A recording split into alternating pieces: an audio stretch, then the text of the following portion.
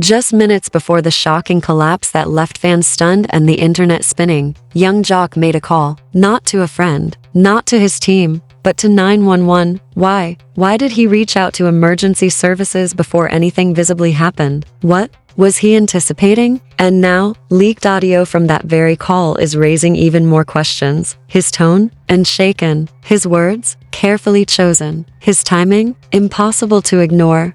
People are starting to talk. Was this a warning sign? A planned moment? Or something far more calculated? No official statements. No clarifications. Just silence, cover-ups, and a growing sense that something isn't right. If you think this story ended when Rani hit the floor, think again. Because this might not just be about a collapse. It might be about a setup.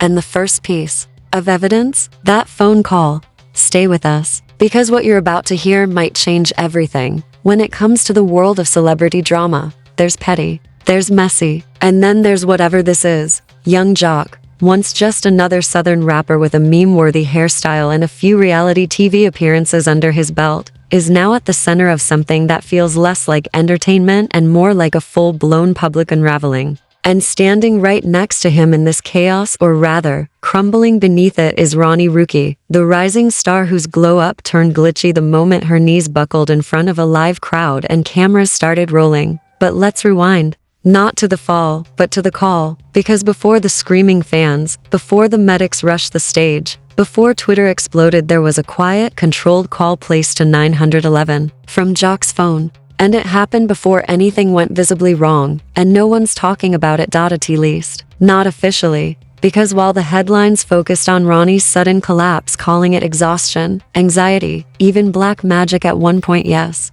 Really, the footage of YoungJoc standing calmly to the side, hand in pocket, watching it all unfold with an expression that can only be described as expected? Well, that didn't get airtime. Until now. Because thanks to a so-called rogue technician whose identity we'll protect for now, audio of the call Joc placed just minutes before the incident has surfaced. And it doesn't sound like someone panicking. It doesn't sound like someone shocked or scared. It sounds like someone who already knew what was coming. In the leaked clip, you can allegedly hear Joc say the words, "Yeah, it's about to happen. Just be ready. She's gonna need help."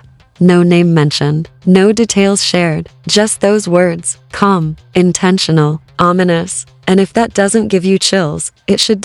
So let's talk about why this matters. Let's talk about who these people really are, and why this whole thing reeks of something darker than a fainting spell. Because if you've been paying attention, you'll know that Rani Rucchi didn't rise to fame clean. And YoungJoc, he didn't stay relevant by accident. Just a few months ago, Rani's name was already floating in blog headlines, cryptic tweets, backstage feuds, strange outbursts caught on live. Her label was tight-lipped. Her team kept pushing anxiety as the cover story. But insiders? They were whispering about something else. Pressure, threats, internal sabotage. One even said, "She's being watched, and she knows it."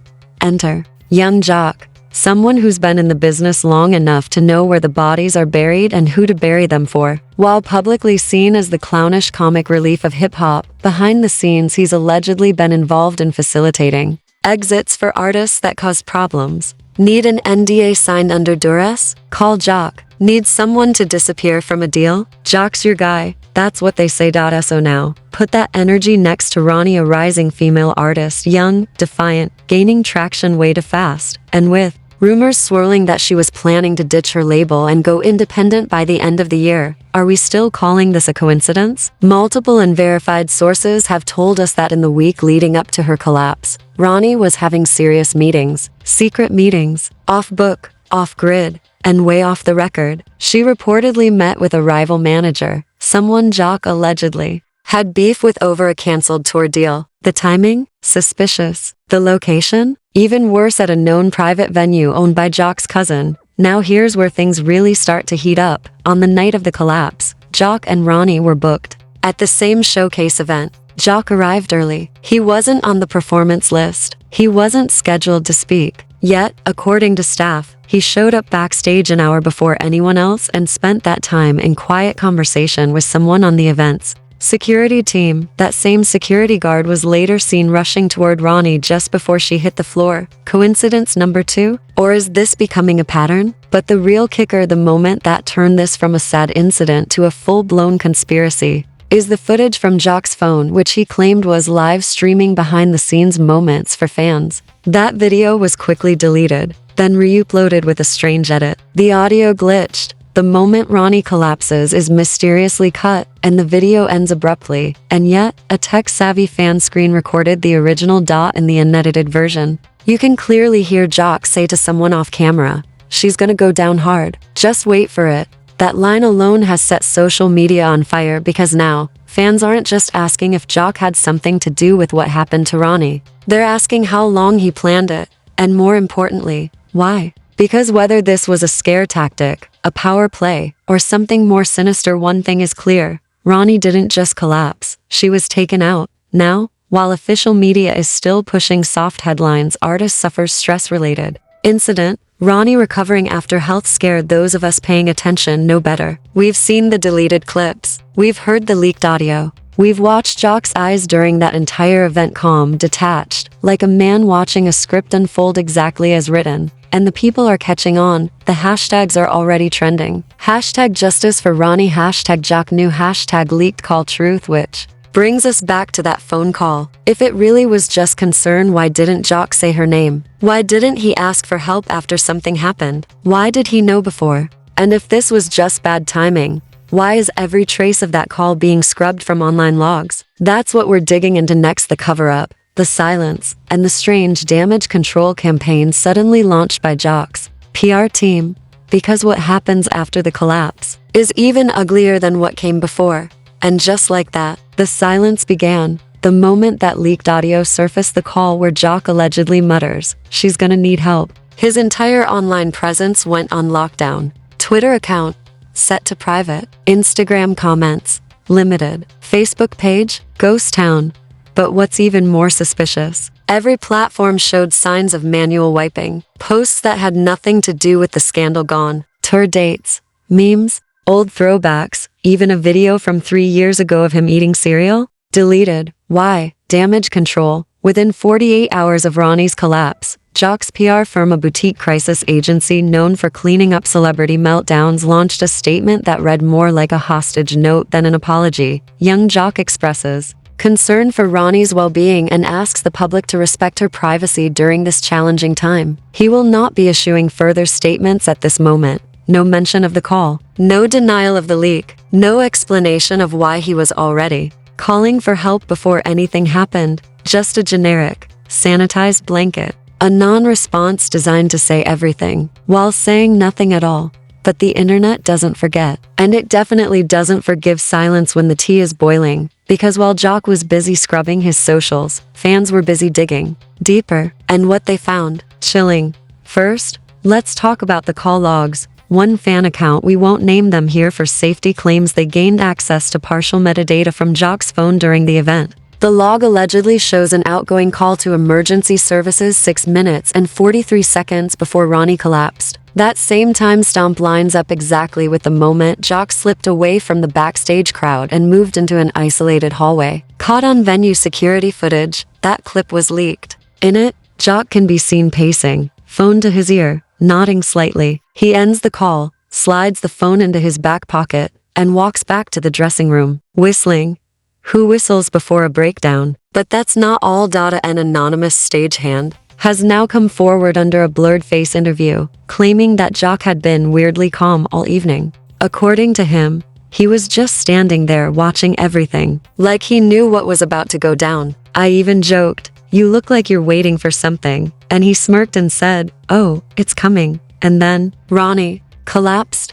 Coincidence? The public doesn't think so. On TikTok, creators are breaking down the footage frame by frame, showing how Joc subtly moves out of camera view seconds before Rani starts to stumble. Others have compared his body language before and after the incident, noting his complete lack of shock. While the crowd gasped and rushed forward, Joc reportedly stepped back, looked at his phone, and calmly exited through the VIP door. Oh, and about that VIP exit, sources claim he left before medics arrived. Didn't check on Rani. didn't speak to her team, just vanished. And yet, within the hour, a tweet from his official account appeared, sending prayers to Rani. Hope she gets better soon. Scheduled tweet, damage control team, or pre-written, because he already knew what was going to happen. Now let's talk about the audio itself, the crown jewel of this mess. The leak 911 recording, which has now been removed from multiple platforms under copyright claims, but you know the internet, it's still out there, paints a deeply unsettling picture. Here's a brief transcript excerpt. Operator, 911, what's your emergency? Male voice, calm. Yeah, it's about to happen. Just be ready. She's gonna need help. Operator, can you clarify who? Male voice, you'll see. Just send someone now. The call then disconnects. No names, no locations, no context, just chilling calmness. And fans are livid. Reddit threads are exploding. Conspiracy subreddits have charted full timelines, cross-referencing Instagram stories, security footage, fan videos, and satellite coordinates. People are treating this like it's an episode of a true crime docuseries because honestly, that's what it's starting to feel like. Some believe YoungJoc may have been trying to warn authorities without blowing a bigger cover-up. Others think he was directly involved, part of an internal takedown plan orchestrated by Rani's label to silence her before she could speak out. And here's where it gets really disturbing. Multiple fan accounts allege that Rani was preparing to go live that night to drop a bombshell about her label's shady contract deals, unpaid royalties, and a gatekeeping circle inside the industry. She had reportedly even teased a career-defining confession in a now-deleted story post. I've stayed quiet for too long. Tonight, no filters. That live never happened. What did happen was a collapse. And now that deleted post is mysteriously gone from her archive. Screenshots exist, but her account shows no sign of it. Team Rani claims she never posted it, but fans know better. They saw it. They screen recorded it. And they're demanding answers. Meanwhile, YoungJoc continues his disappearing act. No public appearances, no performances, and his latest brand deal, pulled. That's right, a sneaker collab scheduled to drop next month has been quietly shelved. The company released a vague statement. We have decided to pause all partnerships in light of recent events. Translation? We don't want the smoke. And smoke there is thick, black, and impossible to ignore, because in an era where one tweet can spark a movement and one clip can expose an empire, YoungJoc's silence is deafening. And Rani's. Now, let's talk about what's happening inside the industry. A series of internal probes have allegedly been launched by two major record labels. One source who asked to remain anonymous claims label executives were warned about a potential scandal involving an artist-coordinated takedown weeks before the Rani incident. The leak goes on to suggest there may be other artists involved, ones who were promised a push in exchange for silence. The phrase used? Collateral compliance. What does that mean? We're not sure, but it sounds like something cooked up in a boardroom with zero ethics and unlimited budget. And now the fans, the real heartbeat of this entire thing, are organizing. Petitions demanding a full investigation into Rani's collapse have crossed 300,000 signatures in under 72 hours. A viral trend, #release the full call, is pressuring emergency dispatch to release the entire audio log from YoungJoc's call. And fan accounts have even started compiling timelines, video evidence, and theories into entire Google Drives complete with folders labeled Suspicious Silence, Contract Pressure, and YoungJoc Patterns. One document titled The Silence Strategy even lists a breakdown of previous artists who were allegedly quieted after speaking out. And guess whose name appears multiple times in those stories as a label liaison? You guessed it, YoungJoc. But what's truly unsettling, what's really sending shivers through this fake industry expose, is what dropped just before we finished this script. Another leak. This time, a video. Grainy, glitchy, looks like CCTV footage. Date: stamped the night before Rani collapsed. Location? Unknown, but heavily speculated to be a private rehearsal space. In the video, we see Rani sitting on a couch, visibly tense. YoungJoc is pacing the room. Their voices are distorted, but subtitles were added by the anonymous leaker. Rani, you don't own me. YoungJoc, that's where you're wrong. We signed you. We built you. We can break you. And then, silence. YoungJoc walks out. Rani sits frozen. Real or deepfake? No confirmation yet. But fans have already decided. And public opinion has turned into wildfire. Think it's just Twitter trolls? Think again. Sponsors are pulling out. Collaborations are vanishing. And Joc's name is officially being whispered in the same sentence as industry fixer, handler, and yes, even puppet. Some call it karma, some call it takedown, some believe Joc is just a scapegoat for something much, much bigger, because while this story started with a fall, it's ending with a collapse of trust in the entire system. And the final twist? An email reportedly sent to multiple journalists just surfaced. Subject line: she wasn't supposed to talk. No sender, no trace, just that line. And one attachment, a voice memo. In it, a female voice whispers, "They think I'm gone, but I'm watching." Is it Rani? Is it a hoax? Or is this the beginning of her fight back? Whatever it is, the game has changed, because this isn't just about leaked audio anymore. This isn't just about a girl who fell and a man who walked away. This is about power, silence, control, and what happens when the people stop buying the official story. And if you're still wondering, yes, the call was real. Yes, the footage is damning. And no, this isn't over. So, what do you believe? Was YoungJoc covering for something? Or planning everything? Is Rani a victim or just the first to fall? This story isn't over. It's just getting started.